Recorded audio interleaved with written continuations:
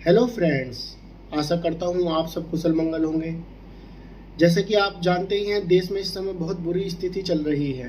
कहीं पर बाढ़, कहीं पर पानी, जिसके कारण पूरे देश का जीवन अस्त व्यस्त हो गया है। फ्रेंड्स, मैं आपसे निवेदन करता हूँ कि कुछ अनिवार्य कार्य होने पर ही घर से बाहर निकले, अन्यथा न निकले। तो आइए अपनी वीडियो आगे आरंभ करते हैं। फ्रेंड्स, जो आज मैंने टॉपिक लिया है वह है गरीब भिखारी का जीवन कैसा होता है हमारे देश में, और गरीब भिखारी होने चाहिए या नहीं। आप अपनी राय दीजिए। उससे पहले मैं कुछ बातें बताना चाहूँगा।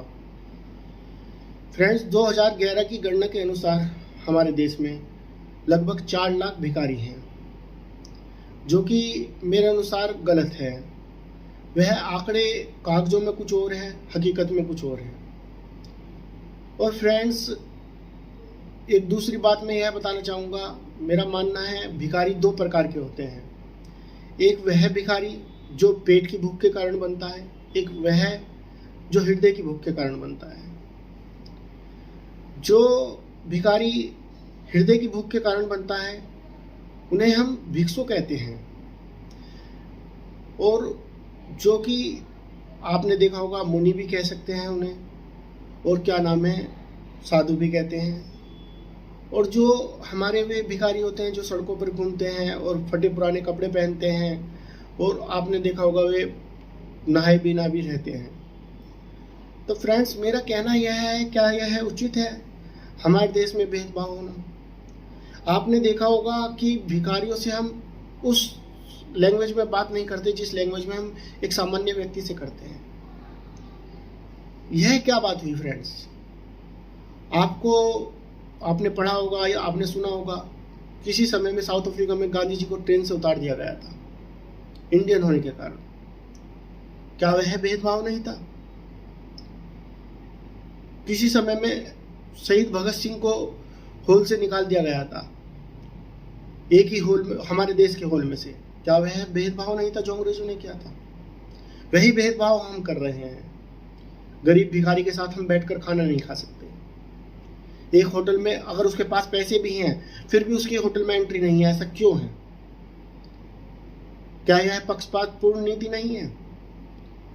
फ्रेंड्स, मैं आपसे 2-3 बातें मेरे माइंड में हैं और मैं सुझाव देना चाहूँगा। यह भिखारी खत्म भी किए जा सकते हैं हमारे देश से, यदि आपका सहयोग मिले और सरकार का सहयोग मिले।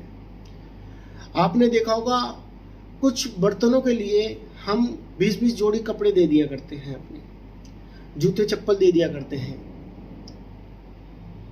और आपने देखा होगा कभी आप जा रहे हैं, मंदिर जा रहे हैं या मस्जिद जा रहे हैं, चर्च जा रहे हैं, वहां पर कोई भिखारी मिलता है, आप उसके पात्र में 1 रुपया गेरते हैं, इस तरीके से बजा के गेरते हैं, अपने बेटे को देते हैं, ले बेटा गेर, कि पता नहीं आपने 100 रुपये दे दिया, क्या दे दिया। आप उसे नीचे दिखाने की कोशिश करते हैं। क्या यह सही है? अपने आप को राजा बन के दिखाना, और वह भी तो एक सामान्य व्यक्ति है, उसे एहसास कराना इस बात का कि तू भिखारी है। मेरा मानना यह है कि क्या इस जो पुरानी प्रथा आ रही है इसे बदला नहीं जा सकता? मेरे अनुसार 4 लाख या 8 लाख कोई ज्यादा भिखारी नहीं है। यदि आप और गवर्नमेंट सहयोग करे तो हम इन्हें 5-10 साल में बिल्कुल समाप्त कर सकते हैं, जो कि आने वाली पीढ़ी म्यूजियम में देखेगी कि ये कौन होते थे, आपसे पूछेगी और आप कहोगे ये भिखारी हुआ करते थे, इनकी वेशभूषा ऐसी हुआ करती थी। फ्रेंड्स, जिस तरीके से हमारे देश में एक प्रथा चली आ रही है, भिखारी को दे दो, ये झूठा है। क्या यह सही है? जिसे हम नहीं खा सकते उसे भिखारी को कैसे दे रहे हैं? मैं यह कहना चाहता हूं, क्या शिक्षा का अधिकार भिखारी को नहीं है, भिखारी के बच्चे को नहीं है? हम क्यों बढ़ावा देते हैं भिखारीपन को? यह एक बहुत गंभीर समस्या है और इसे हमें समझना चाहिए। जो व्यक्ति सामाजिक हैं, एनजीओ चलाते हैं, वह समझेंगे इस बात को। मेरे पास जो सुझाव है कुछ इस तरीके से हैं। एक तो हर एक भिखारी का एक इस तरीके का कार्ड बनाया जाए जो कि उनका स्पेशल कार्ड हो, जिससे कि वे किसी भी होटल में जाएं या कोई भी सरकारी सुविधा या प्राइवेट सुविधा मिलती है उस पर किसी प्रकार का कोई टैक्स न लगे। जैसे कि होटल में जाने के बाद 18% का टैक्स होता है, वह उस कार्ड के जरिए कहीं भी जा सकते हैं, किसी होटल में सामान खरीद सकते हैं, कहीं पर भी किसी वाहन में यात्रा कर सकते हैं, परंतु उस पर उन्हें टैक्स ना देना पड़े। फ्रेंड्स, मेरा मानना है कि हर एक व्यक्ति, हमारे देश की जनसंख्या लगभग 150 करोड़ है, यदि 150 करोड़ में केवल 10 करोड़ व्यक्ति भी 1 रुपया प्रति माह देते हैं तो 10 करोड़ उन 4 लाख लोगों का पेट नहीं भर सकते? क्या वे सम्मान के जीवन यापन नहीं कर सकते? लेकिन नहीं, हम 11 रुपये, 21 रुपये या 1100 रुपये या बहुत ज़्यादा मात्रा में दान कर देते हैं मंदिर को, मस्जिद को, गुरुद्वारे को या चर्च को। क्या हमारा फर्ज नहीं बनता जो व्यक्ति भूखा है पहले उसके पेट में निवाला जाए? यदि आप लोग एक नियम बनाए और हर एक भिखारी का एक इस तरीके का कार्ड बनाया जाए कि वह हर, जरूरी नहीं है कि वह स्टेशन पे भीख मांगे या मंदिर के बाहर भीख मांगे, वहां उनके पोस्टर लगा दिए जाए गवर्नमेंट के थ्रू, और जिसे जो व्यक्ति चाहे वहां स्कैन करके उसके अकाउंट में पैसे गिर दे। एक लिमिट तय कर दी जाए कि उसके एक भिखारी के अकाउंट में 1000 से ज़्यादा नहीं आने के, जिससे कि ब्लैक मनी को बढ़ावा ना मिले इनके माध्यम से, यदि भविष्य में ऐसा कुछ होता है। और मैं चाहूँगा हर एक डिस्ट्रिक्ट में, हर एक सिटी में, हर एक विलेज में एक ऐसा स्थान बनाया जाए गवर्नमेंट के थ्रू या आपसी सहमति से, जो लोग चाहते हैं एनजीओ टाइप वाले, कि एक उसमें अलमीरा हो, जो भी देश के, जो भी लोगों के अपने कपड़े हों जो अनयूजफुल हों, जो क्या नाम है, जूते हों, चप्पल हों, वे उसमें रखें।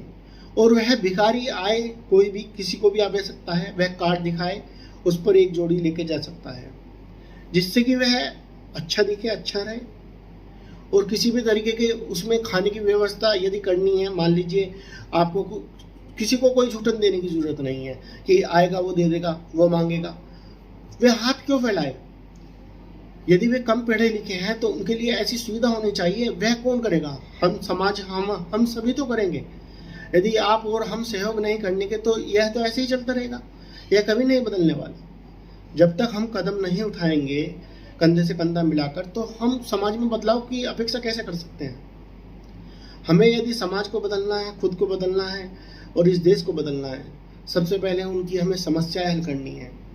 आने वाले जो उनकी संतान है वह भी रेड लाइट पर भीख मांग रही है, ऐसा कैसे संभव है?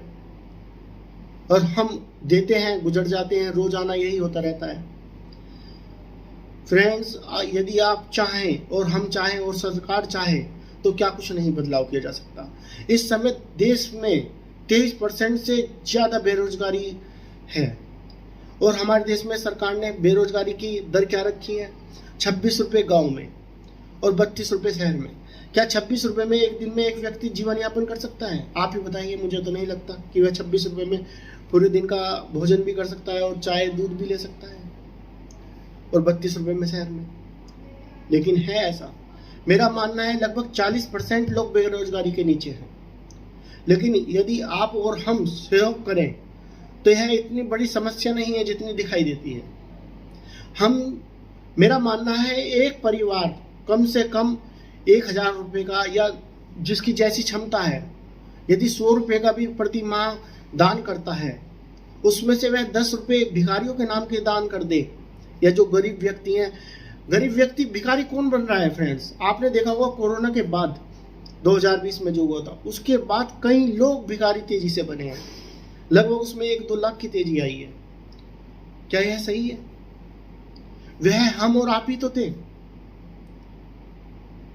कईयों ने खुदकुशी कर ली कर्ज के कारण। लेकिन यदि हम सहयोग करते हैं तो हम आने वाली मौतें भी रोक सकते हैं, आने वाली भिखारी भी रोक सकते हैं और गरीबी दर भी कम कर सकते हैं। आप 3.25 लाख ट्रिलियन पर पहुंच गए जीडीपी में।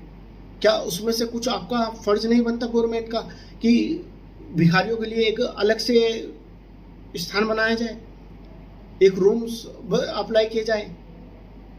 लेकिन ऐसा नहीं हो रहा। हमारे देश में 22 स्टेट में बैन कर रखे हैं भिखारी। मेरा कहना यह है, क्या यह जब ही संभव है जब 2009 में या 10 में कॉमनवेल्थ गेम होंगे, जब ही उन्हें उठा के जेल में डाल दिया जाएगा? और फिर कोई मिनिस्टर आएगा और कोई प्रधानमंत्री आएगा, जब जाके फिर दोबारा यही प्रोसेस स्टार्ट होगा। ऐसी करने की स्थिति ही क्यों आती है? हम इसे जड़ से क्यों नहीं हल करते? यह फ्रेंड्स हमारी और आपकी और इस देश की समस्या है। कृपया इसे गंभीरता से लें। जय हिंद, जय भारत।